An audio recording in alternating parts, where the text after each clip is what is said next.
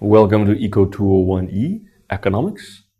I'm Chris Hannum, and this is Lecture 7 on consumers, producers, and the efficiency of markets. In the previous lecture, and the lecture before that, we talked about several policy scenarios to analyze using the supply and demand model what happens when we, for example, increase education for the ills of drug abuse, or what happens when we impose an excise tax on pizza, or what happens when we put a price ceiling on rental housing.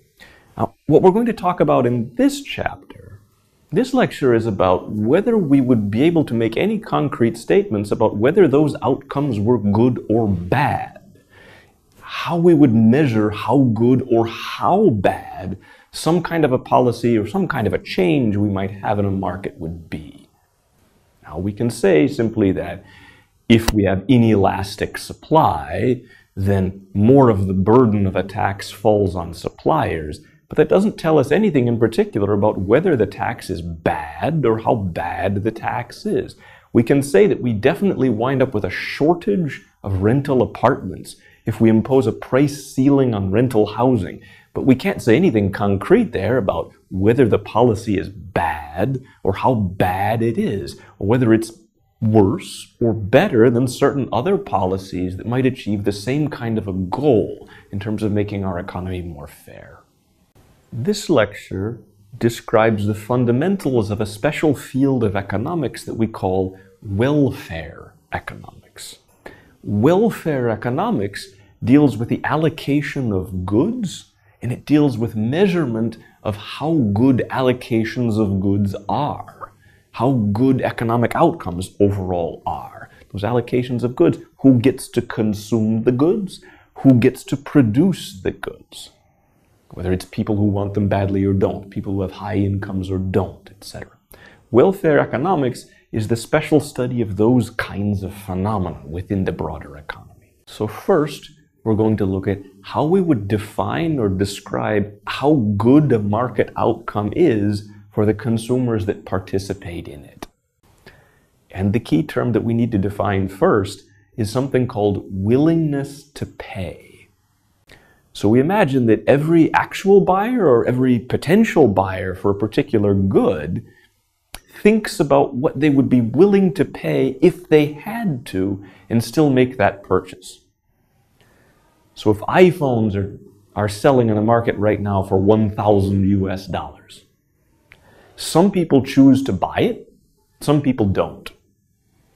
Those people who choose to buy an iPhone for $1,000 US, they're willing to pay $1,000 US and potentially willing to pay more.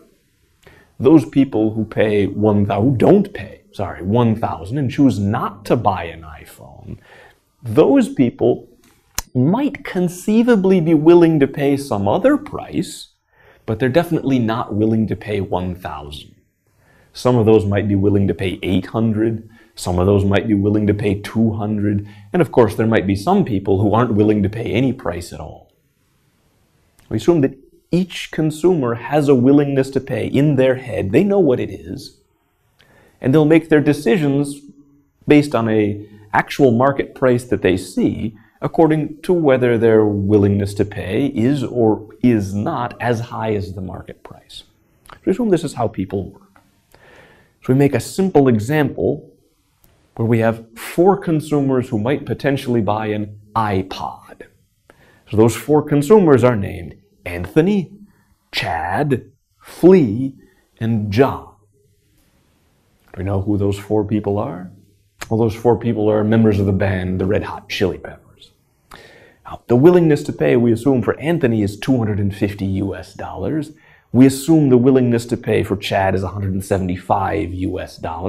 We assume the willingness to pay for Flea is $300 US. And the willingness to pay for John is $125 US. Now, they know what those numbers are.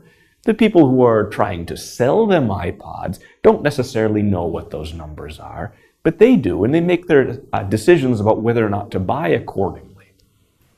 So now, suppose that the actual price of that iPod is $270 US.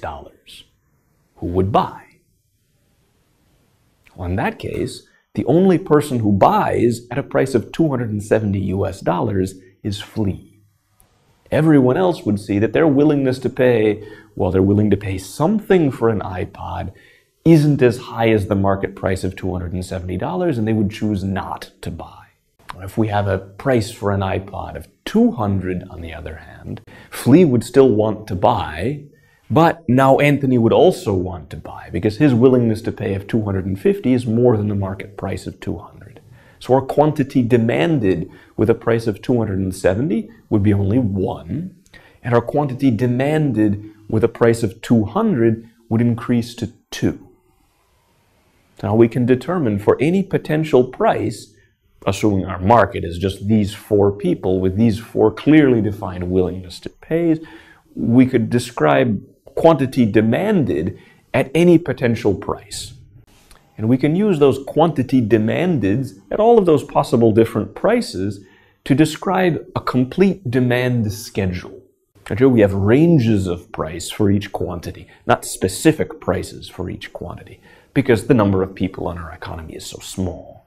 If we have a price in our market greater than $300, 301, 320, 360, then none of the 4 people in our economy would see that their willingness to pay was as high as the market price, and nobody would be willing to buy.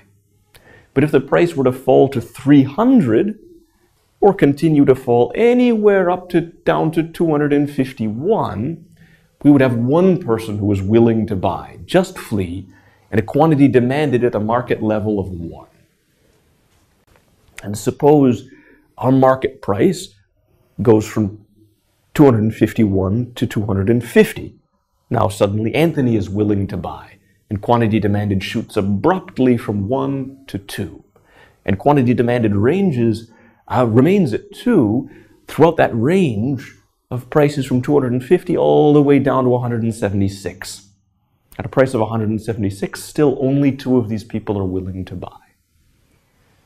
Now, if the price falls from 176 to 175, now in this case, Chad is now willing to buy.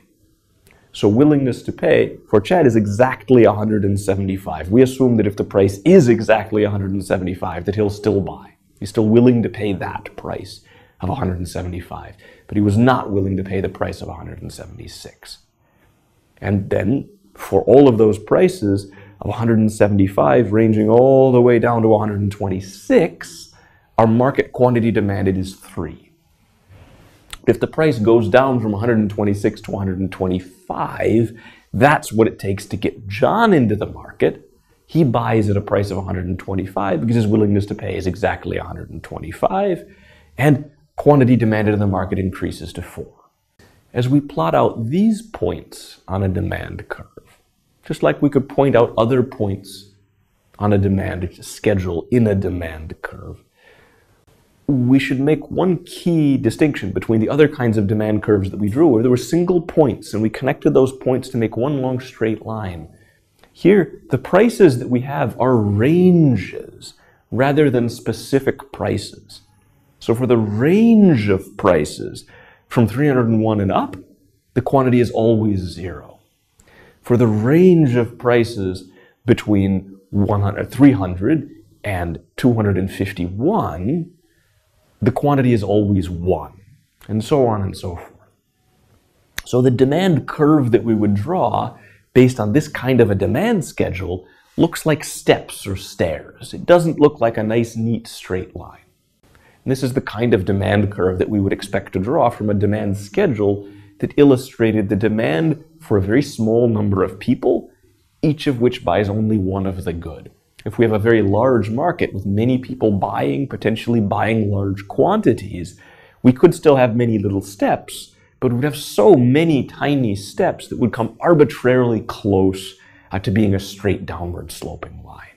Our demand curve here has what looks like steps, and those steps, that's a step at a price of 300, going out from a quantity of 0 to quantity 1, and a step at a price of 250, going out from a quantity demanded of 1 to a quantity demanded of 2. A step at 175, that is a flat spot there on the demand curve at a price of 175.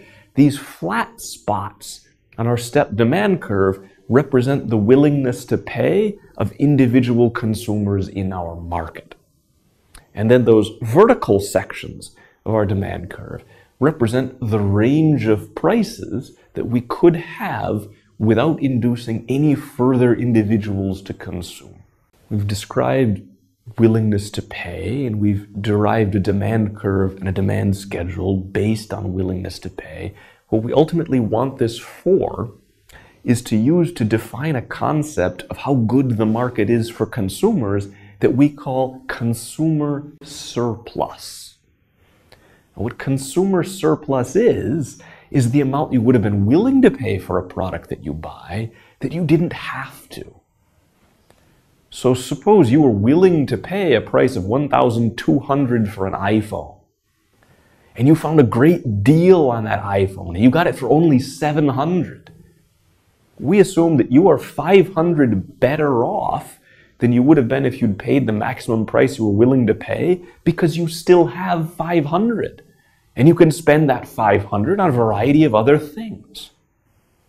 So we'd say that $500 is your consumer surplus that you receive not just for buying the good, but for buying the good at a price that you consider pretty favorable. We'll look at this concept of consumer surplus in the context of the 4 individual Red Hot Chili Peppers iPod market. So suppose our price here is $260. Said 260 is in that range between 300 and 251. So our quantity demanded is 1, and the only person who buys is Flea. So what is Flea's consumer surplus?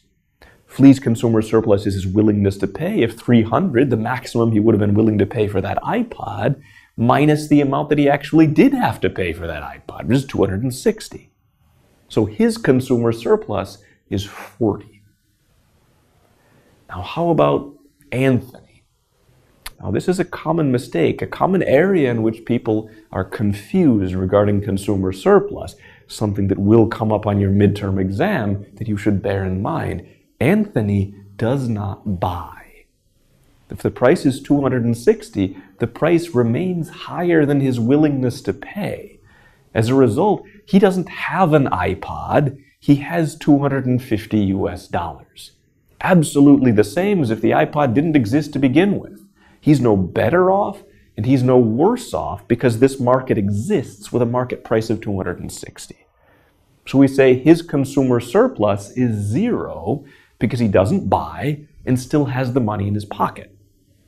On the other hand, if something was changed and he was actually forced to buy, someone put a gun to his head and said, you must buy this iPod for 260, then he would in fact be worse off than he would have been if he just had the money instead. Then he would have a negative consumer surplus. But he would never voluntarily make that purchase. Because he would never voluntarily make that purchase in the absence of some kind of coercion, putting a gun to his head, he'll never wind up with a negative consumer surplus because of some transaction in the market. Suppose now the price drops from $260 to $220. Flea's decision doesn't change. He was willing to buy it when it cost $260. He's willing to buy it now when it costs $220. So he buys it in either case, but he's happier when it costs $220 than he was when it cost $260 because he has more money in his pocket. If he was willing to pay $300, only had to pay $220, his consumer surplus is $80. He's $80 better off because this market exists and the price in that market is $220. Now, Anthony in this case also does decide to buy. Anthony is willing to pay $250. $220 is less than $250. So Anthony decides to buy one iPod. He's better off buying the iPod than he would have been not buying the iPod. His consumer surplus is $250 minus $220 for personally $30 benefit, net benefit for the market existing and having a price of $220. So market consumer surplus, if we assume that we just have 4 people who buy, or might potentially buy, market consumer surplus is just the sum of the consumer surpluses for those individuals. So Flea's 80 and Anthony's 30 combine to make 110 consumer surplus for the market as a whole. What about Chad? What about John? Again, they don't buy. The price of 220 is too high for them. They're not willing to pay that much, so they still have money in their pocket. They're no better off and they're no worse off than if that market didn't exist at all. Now, as we draw this consumer surplus on our diagram, we can draw a price line. And that price line is just a big horizontal line at that particular price level. And then the consumer surplus winds up being the area under the demand curve, but above the price line. Now, in that simple scenario we just described, the area above that price line is the sum of two rectangles. One rectangle is Flea's consumer surplus, one rectangle is Anthony's consumer surplus, and the combination of the two is market consumer surplus. If we have, on the other hand, a more normal-looking demand curve, a normal-looking demand curve being a demand curve representing many individuals, each of which might consume many units of a good, it won't look like steps. It will look much more like a horizontal line, even if it's made up of many individual people who might or might not buy one of the good. And while with the stepwise demand curve, we say that that price line, the area above it, defines consumer surplus. We can draw the same price line with a normal-looking demand curve, and the area above that price line, but below the demand curve, will again represent total market consumer surplus. And each quantity there, the first unit sold, the second unit sold, the fifth, the 10th unit sold, with that straight line demand curve, also represents some individuals' willingness to pay minus the price they actually had to pay. So some individuals' consumer surplus. And that area of the triangle above the price, below the demand curve, winds up coming arbitrarily close to just the sum of all of those individual consumer surpluses. The consumer surplus for the first unit, the consumer surplus for the second unit, the consumer surplus for the third unit, fourth, on. Now, if we're using this kind of consumer surplus definition with standard type of demand curves, you know what the equation would be for calculating the area of a triangle. This is a triangle. It's a triangle under the demand curve and above the price line. We also mentioned many real demand curves are curved rather than straight lines. Now, the equation to calculate that consumer surplus is a little bit tricky. So we'll assume, for argument's sake, that all the demand curves we'll look at are straight lines. Now, if we look at this shoe market, imagine that the market quantity demanded, if we have a price of shoes of 30, will be 15. And that maximum willingness to pay for the most valued first pair of shoes, that means there's one person out there who's willing to pay 60 or almost 60 for one of these pairs of shoes, which defines that top uppermost point of the demand curve. The area under that demand curve, above the price, that triangle, has a base of 15, and it has a height of 30. 60 minus 30. So it has a height of the maximum willingness to pay minus the actual price. And then the area of that triangle under the demand curve is 30 times 15 times 1/2. In this case equaling 225. Next, take a look at what happens to consumer surplus in our market when something happens to the price, using this normal downward sloping straight line demand curve. Now, suppose price rises in that shoe market example from 30 to 40. We're not going to focus here at all on why it rises from 30 to 40, what happens to producers and sellers of shoes, specifically at what happens to consumers. Now, if the price rises from 30 to 40, first note, some people who are willing to pay 30 are not willing to pay 40. We have a variety of people with a variety of different willingness to pay. Some of those people are willing to pay 32. They buy if the price is 30, but they don't buy if the price is 40. Some have a willingness to pay of 39. They buy if the price is 32, but they don't buy if the price is 40. But some people have a willingness to pay of 45, and they continue to buy, even though the price is now 40 instead of 30. Next thing to point out, when the price rises from 30 to 40, the person with a willingness to pay of 45 still buys.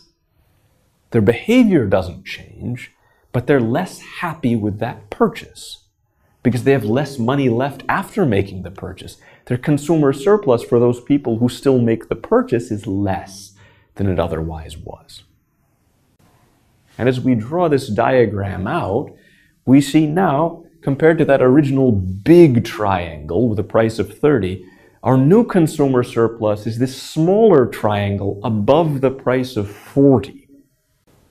And what we've lost is the combination of the green and blue areas under our demand curve. That green area represents the lost consumer surplus for all of those people who still buy shoes because they're willing to pay 40 or more, but they're much less happy with their purchase because they have less money left over. That blue area represents the consumer surplus for the entire market that's lost because certain people don't buy at all when the price is 40, who would have bought the good if the price was 30. They don't get any consumer surplus at all. So we've established that we can determine how good a market is and how good a market price is for those who consume a product, the concept of consumer surplus. We can say definitely that an increase in the price causes consumer surplus to go down. Consumers are worse off. So is raising the price bad? Well, we would know exactly how much consumer surplus was lost if we know the exact position of the demand curve, but we still wouldn't know whether it was bad that the price went up. Because our economy and our society isn't made up just of consumers. Our economy is also made up of producers. And just about everybody in some markets consumes and in other markets produces or supplies. People work for businesses that sell things and consume things that are bought by produced by other businesses. So we need to figure out how to combine a measure like consumer surplus of the benefit to suppliers, the benefit to the people who are producing the goods. And we call this one, as opposed to consumer surplus, producer surplus. Now, producer surplus winds up being very close to profit, but it isn't quite exactly the same as profit. We'll come back toward the end about what minor distinction between the two there is. Okay, so we'll start with a very simple example, just like in the case of demand. I want to start with the concept of cost. We're looking at what it costs for some small business or some individual to produce a good and then sell it. That cost can be monetary. That cost can be a value of things that are non-monetary, such as time. And we assume that the market that we're going to look at right now is gardening, lawn mowing. And we have three individuals who might or might not decide to produce these gardening or lawn mowing services, to cut grass. One of them is Jack, the other is Janet, and the other is Chrissy. Again, we assume there are just three for simplicity's sake, so we can explain where their costs come from. Who are those three people? Well, those three people are the characters on an old sitcom from the United States called Three's Company. Now, this cost, we would assume, determines whether or not a business would be willing to produce and willing to sell the good. Assume that businesses want profit, so if their cost is low and the price that they can receive for the good is high, they should be willing to sell. In other words, willing to produce in order to sell. That would give them profit.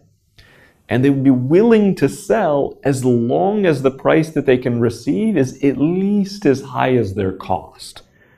But if their cost is higher than the amount that they can receive, the price, then they would prefer not to make the good, not to sell the good. In the case of lawn mowing services, where what they're really sacrificing is time rather than money, they would rather do something else with their time instead of working on mowing your lawn or working in your garden. So the cost, therefore, for businesses that produce is how we would measure willingness to sell as opposed to willingness to pay. Willingness to sell as opposed to cost might be a better way to describe it if we're talking about, say, willingness to sell to provide onto a market to supply a financial asset, as in the stock market. Just as we did with demand, I want to start by assuming that these three individuals have certain specific costs. So Jack, we assume, has a cost of 10, and Janet, we assume, has a cost of 20, and Chrissy has a cost of 30. This isn't necessarily because they need to spend more money in order to do this or produce this service. We might be assuming that Jack has a low opportunity cost because Jack doesn't have anything better to do with his time. Whereas Chrissy has a high opportunity cost because she does have a lot of other things to do with her time, and her time is therefore more valuable to her.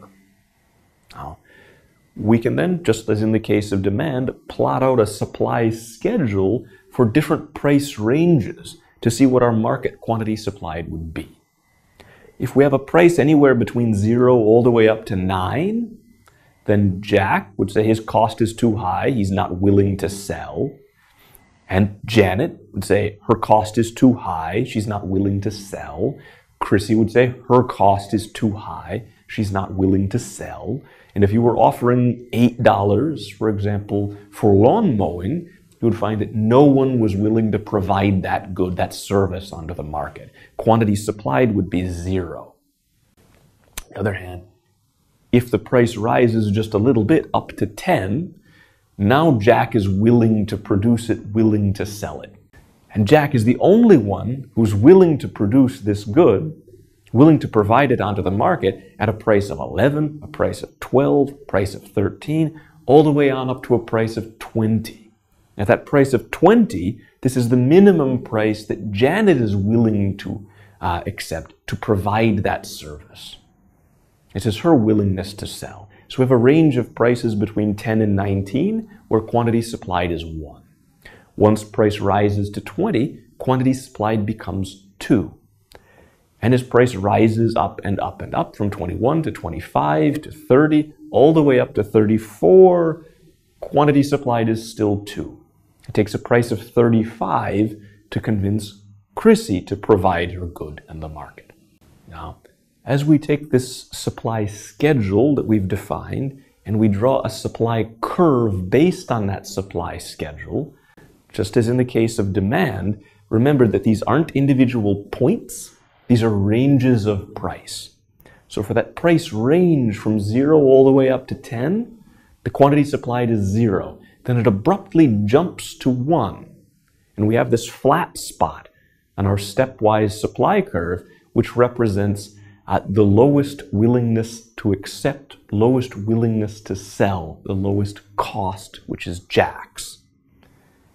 And then we have another range, a vertical section of our supply curve, range of prices from 10 to 19, 20, before we have another step. That step represents Janet's willingness to sell, willingness to accept, cost of 20. And we have another vertical section going all the way up from a price of 20 to a price of 35 before we hit another step where that step represents the willingness to sell or cost, willingness to accept for Chrissy. And then another vertical section, since there are only 3 people, no matter how high the price goes, we never see a fourth quantity supplied, another vertical section that goes on and on upward into infinity. And also say, whereas at each step on the demand curve, that price was the willingness to pay of the marginal buyer, that last buyer who was just barely willing to pay it. Here the flat spots on our curve represent a willingness to sell or cost of the marginal seller, the last seller to enter the market, who's just barely willing to produce and sell that good. Now, to define this concept, producer surplus, which we want to be analogous to consumer surplus. Now, we made sure that our consumer surplus measure could be measured in monetary terms. So it's money that was not spent. It isn't something directly related to your enjoyment. And this is the reason why. So we defined consumer surplus in terms of money because producer surplus, which we want to sum together with consumer surplus, is obviously going to be framed in monetary terms. All producer surplus is the price that's received for the good which is produced minus the cost that was paid to produce it. On the case where we're talking about a business which is spending some money or something like that in order to produce the good, this is very much analogous to profit. But there may be other situations where we're talking about a non-monetary cost, or we're talking about a willingness to sell based on speculative activity and financial assets, where producer surplus is definitely not the same thing as profit. Here, producer surplus, simply price minus cost. So, what happens if we have a market price of 15? In this case, only Jack sells the good. So we only consider Jack's producer surplus. Jack receives 15, has a cost of 10. The net benefit to him is 5. Next, if we suppose the price is 25, if the price is 25, Chrissy still would not be willing to produce and sell that good, so we don't consider her potential producer surplus. Again, she doesn't produce anything, so she's not selling at a loss. She's not worse off than she would have been if this market didn't exist at all. Janet is willing to accept, willing to sell for a price of 20 because her cost is 20. She receives 25. Her producer surplus is 5. Jack receives 25, but he would have been willing to sell at a price of only 10 because his cost was 10.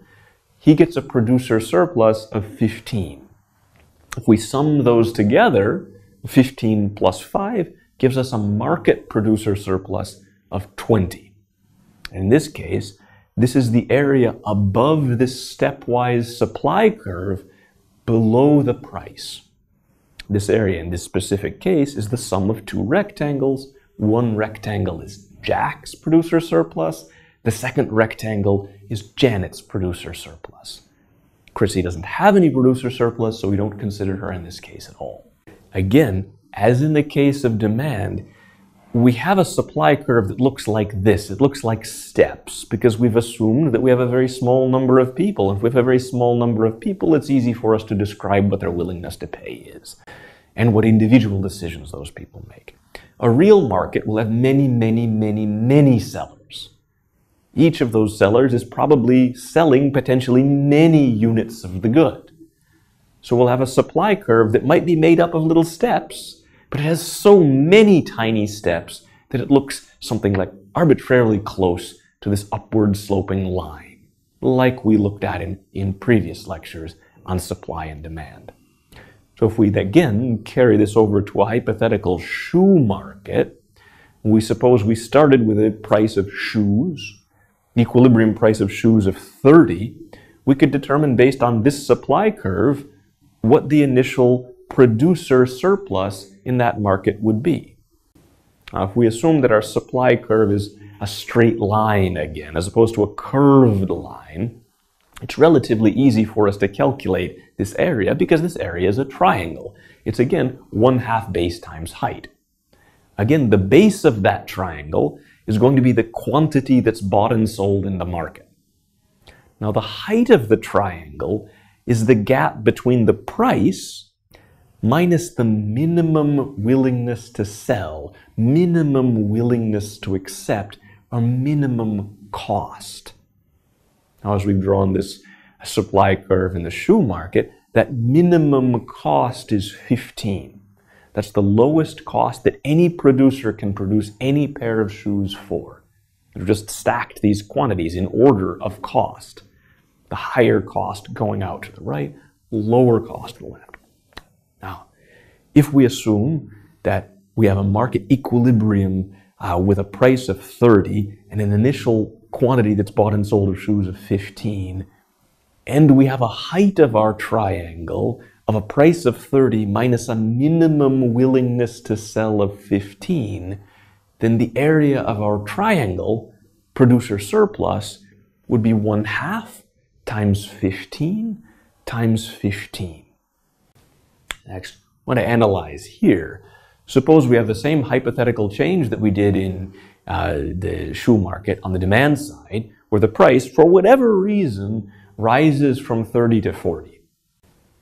If the price rises from 30 to 40, for suppliers, we might have some producers who weren't willing to produce shoes, who now are, some entry into this market by new producers.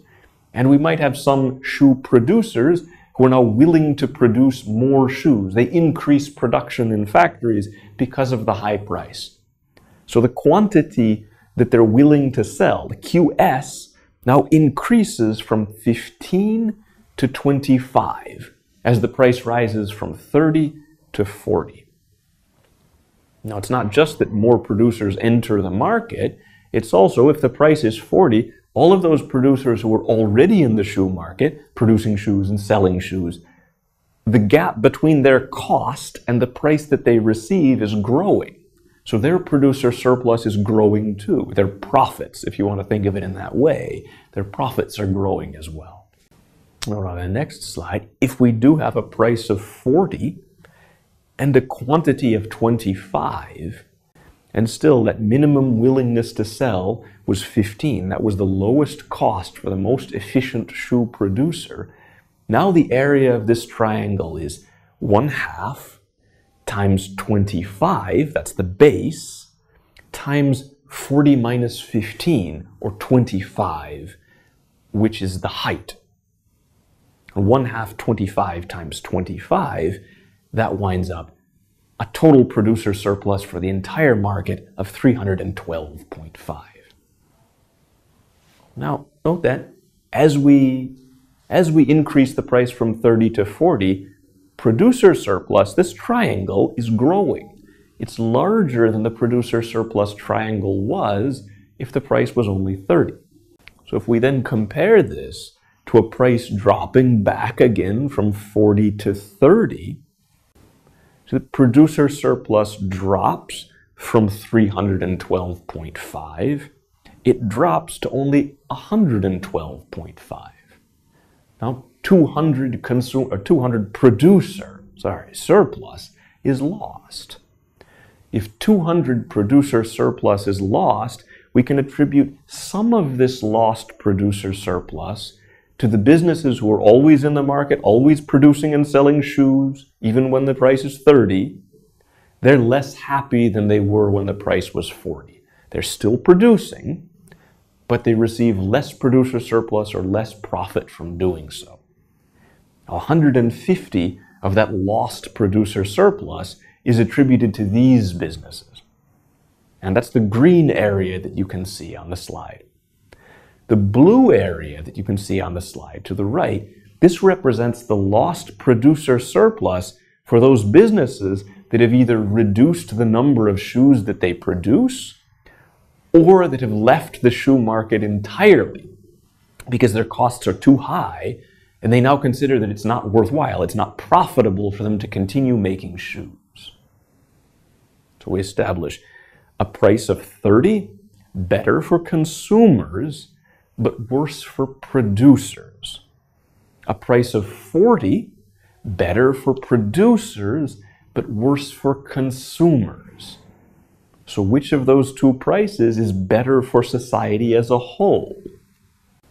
Well, remember, in order to determine whether something that happens in a market is good or bad, we need to factor in both whether it's good for consumers and how good, whether it's good for producers and how good or bad it is for producers. So we take our measure consumer surplus, which represents the willingness to pay or the value to a buyer minus the price or the actual amount that they had to pay, or the amount of money they have left over and how happy they are with the fact that the market exists. And we add to that the producer surplus for that particular unit or for those combination of units. The producer surplus being the price that they actually paid minus the cost to whoever that producer is. And this is the seller's gains from the fact the market exists, or the buyer's gain from participating, the seller's gain to participating.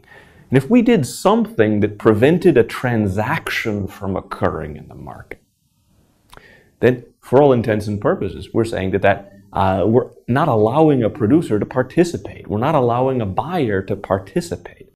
Now, the concept that we want to introduce here for describing how good a transaction is, or how good it is that we allow a transaction to occur, is called total surplus.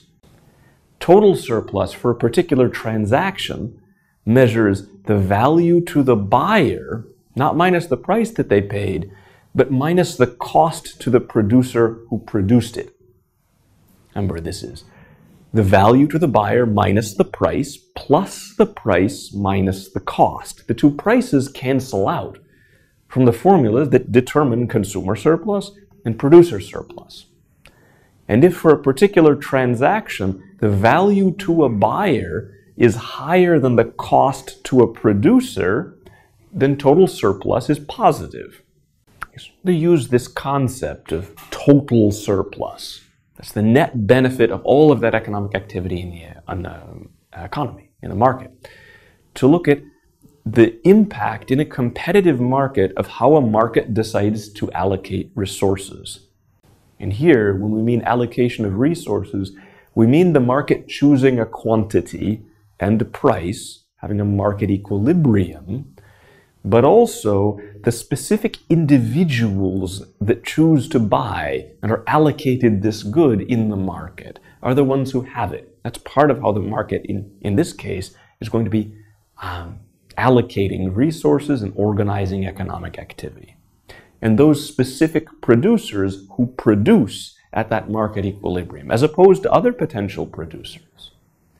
Look at how that affects the net benefit of all of the economic activity that occurs, how those allocations of resources take place. Say, is the market allocation of resources desirable? Could it be improved? Under what circumstances is it desirable? We said already in our initial lecture on principles of economics that under most circumstances, that markets are usually a good way to organize economic activity. That means that we usually like the market allocation of resources. And what we mean by the allocation of resources is something we'll illustrate right here. To define the concept efficiency once more in economics, here, efficient something in economics maximizes something. So we classified points on our production possibilities frontier, like several lectures ago, as being efficient because they maximize the amount that the economy is able to produce, using all available resources to produce as much as they can. Here we would describe allocations of resources as efficient if they maximize something else, in this case being total surplus. It is this particular measure of the net benefit of all of the economic activity that occurs in our society. If this allocation of resources, this allocation of goods, maximizes total surplus, then it is efficient. And what we want to look at is whether or not the market allocation of resources is efficient. So whether the combination of price and quantity that the market decides at equilibrium is efficient, and whether the consumers to which the market allocates the goods and the producer to whom the market allocates production are the efficient consumers and producers to allocate that consumption and production to. If we evaluate this market equilibrium, suppose we look at that market for shoes and say we have an initial market equilibrium price of 30 in that market for shoes. We draw the same demand curve that we had before in the shoe market, same supply curve we had before in the shoe market, where supply is relatively less elastic, flatter than the demand curve is. That initial market equilibrium with a price of 30 and a quantity of 15 gives us an initial consumer surplus triangle, illustrated as the blue triangle in your slide, with a height of 30, a base of 15, and an area of 1/2 times 30 times 15, 225. The producer surplus triangle now has a base, again, of 15, this being the quantity that transacts, and the height of the price, 30, minus the minimum cost of 15. And this, as illustrated already, gives us a producer surplus of 112.5. Now, the sum of consumer and producer surplus in this market is 225 plus 112.5. Now, is this the most total surplus that we could possibly get? This is what we're going to examine next. Well, to note, in this particular setting, we've assumed that the market is making these economic decisions. So the market has settled on an equilibrium price of 30 and a quantity of 15. But also, when the market makes these decisions, the market is deciding that it is the person with a willingness to pay for 60 and not a person with a willingness to pay of 10 who buys the shoes.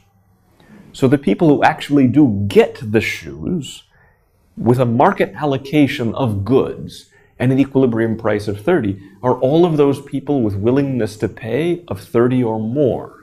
None of those people who have a willingness to pay less than 30 wind up with the good. The market allocation gives the good to the people willing to pay the highest price. Now, when we sum up these willingness to pays minus the price paid to get our total consumer surplus for the market, we would get a different value for total market consumer surplus depending on who the good went to. If we decided arbitrarily to reallocate that good away from some people with a consumer surplus of 20 because they had a willingness to pay of 50, and we gave that good instead to someone with a willingness to pay of only 10, we would see lower overall benefit for consumers. We would see consumer surplus fall. That individual, if they were forced to pay 30, would have a negative consumer surplus. So they would never voluntarily in such a market pay.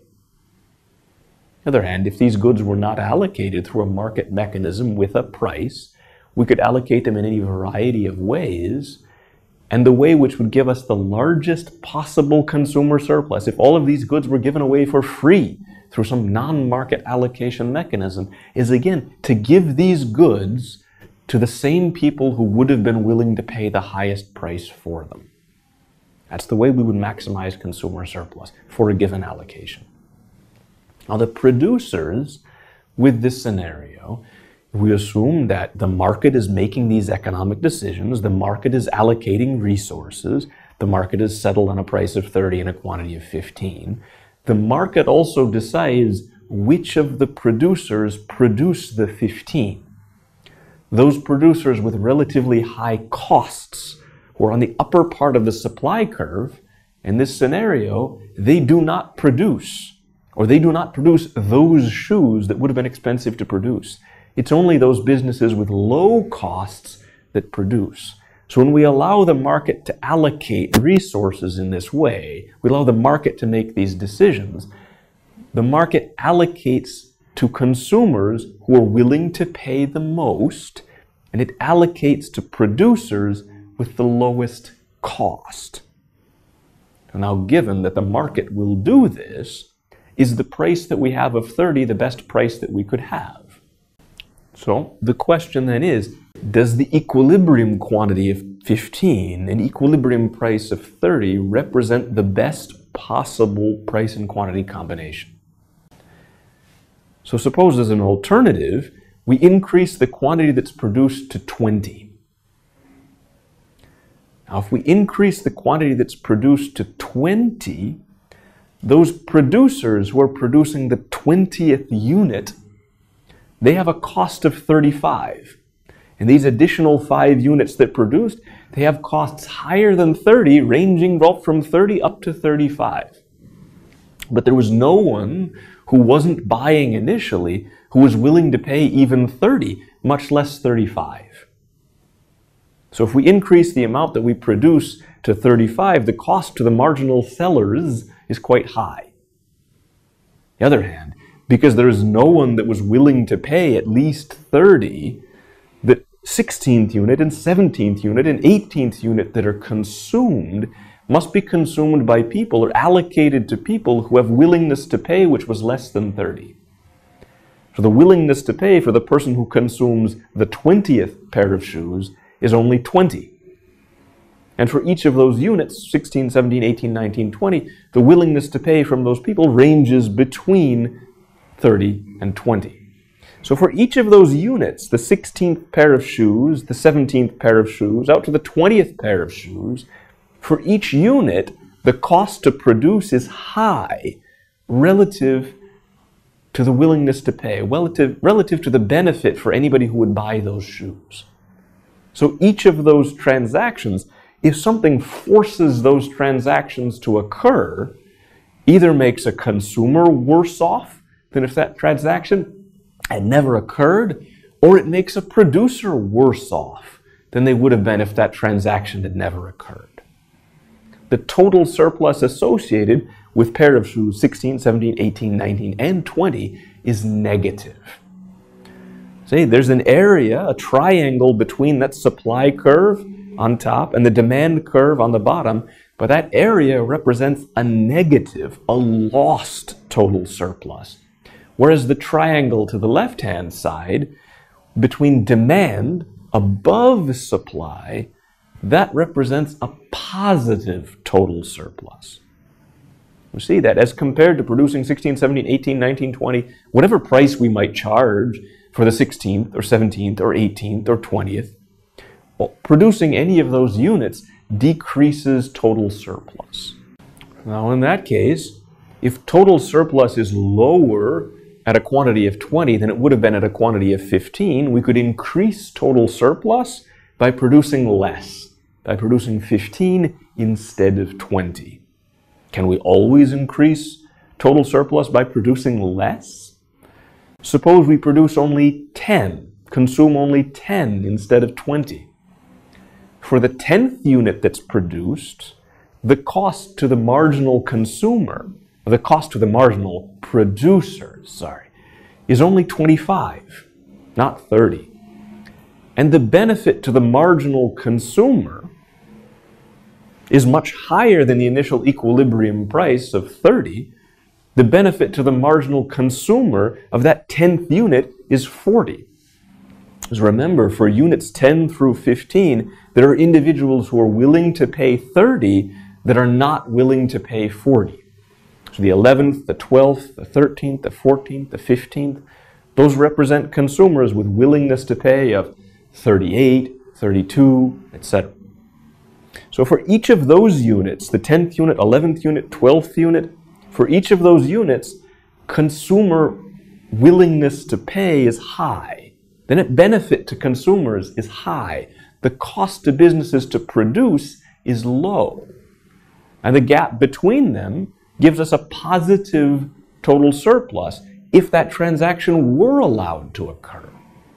So the 10th unit increases total surplus. The 11th unit increases total surplus. The 12th, 13th, 14th units increase total surplus. So for any of these production quantities, if we're producing only 10, we can increase total surplus by increasing the amount that we produce. The only quantity at which we could not increase total surplus by either producing more and selling it for something, or producing less and selling it for something. Because the price that the transaction actually occurs at, if those transactions are compulsory and not voluntary, all they indicate is how we allocate money, resources between buyers and sellers. The only quantity at which we could not possibly increase total surplus by increasing it or by decreasing it is 15, our market equilibrium quantity. When we say that markets are usually a good way to organize economic activity, that we usually like much about the way that markets organize economic activity, we mean that markets, unless we have something like an externality problem, are generally efficient so long as they're competitive. And by efficient, we mean that the market outcome, both the total quantity which we produce, the price which we sell to convince people to buy it and sell it, And the allocation of that good to different producers and to different consumers maximizes total surplus. If we were to increase the quantity that we produced, total surplus would fall. If we were to reduce the quantity that we produced, total surplus would fall. If we were to increase the price that we charged for that good, buyers would buy less, producers would be better off, consumers would be worse off, and because there are fewer transactions taking place, less than 15 in our example, total surplus is reduced. If we were to charge a price which was lower than 30, that initial equilibrium price, buyers would be better off, producers would be worse off, but producers would not be willing to produce as large of a quantity. Therefore, fewer transactions would take place. Therefore, we would have less overall total surplus. So our market equilibrium quantity and the market equilibrium price that gives us that quantity are efficient. That, of course, doesn't tell us that they're perfect, that they're ideal. First and foremost, we specified earlier that markets require certain specific characteristics in order to be efficient. We need property rights to be protected. We need there to be no externalities in consumption and production. We need there to be no market power, so there's sufficient competition. And even if markets do meet all these characteristics so that they can be efficient, there's still no reason to assume that markets will be fair. And to the extent that we want fairness, and we want more fairness from our economy than the market allocation of resources is likely to give us, there's still a role for government to intervene and put policies in place, knowing that they will make our market outcomes less efficient. We use a special term in economics for describing a policy platform, a system of policies by which the government would not intervene with markets, trusting that market outcomes would be efficient and desirable, and believing that generally there wouldn't be anything governments could do to improve things. We call that package of policies laissez-faire economics. In other words, let it be. Allow it to be, allow them to do. That fundamental notion that government should not interfere with the functioning of markets comes from this basic building block model. How we model in welfare economics the total net benefit from the economy as consumer surplus and producer surplus. Now, note the alternative, the extreme alternative to the government simply allowing markets to function as they would and to allocate resources as they would and to make all these decisions about how economic activity will be organized. The polar opposite of laissez-faire is a planned or command economy. A planned or command economy would be an economy like North Korea or the old Soviet Union. In the Soviet Union, there was a big bureaucracy called Gosplan. That bureaucracy would make all the decisions not just about what quantity would be bought and sold in the market, or about what price would be charged for that good in the market, but also critically which factories would produce which quantity of that good. Now, one of the most desirable things about our market allocation of resources isn't just that we have the right price and the right quantity produced. It's that those businesses which produce tend to be those businesses with lowest cost. When those businesses with lowest cost are the ones which produce, we don't waste resources from the economy's perspective, and we're able to produce as much stuff, as in the PPF, as we could under any circumstances. Now, if we try to replicate this outcome using a command economy or planned economy, this would require that bureaucracy to know absolutely everything about those factories' costs, so they could allocate production specifically to those factories with the lowest costs, and allocate less or no production to factories with high cost, inefficient factories with obsolete machinery, etc. Now, from observed data and study of the Soviet economy, we've seen that that generally was not the case. That factories that were relatively more efficient were not focused on by the planning bureaucracy, and they did not give more production to those more efficient factories. In fact, kept other factories in operation long after their efficiency had become so low due to obsolete machinery that their cost was too high to justify continued operation.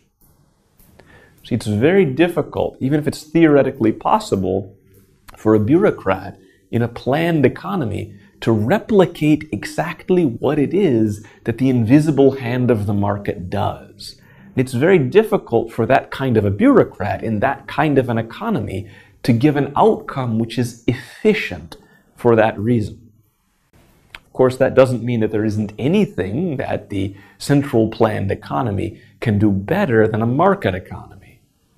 Chiefly, it's easy for a centrally planned economy to find economic outcomes which are more fair, even if they are much less efficient, that are more fair than the outcomes we would naturally get from a market economy, without any additional need for intervention by the government in the way the market functions through taxation and other such mechanisms.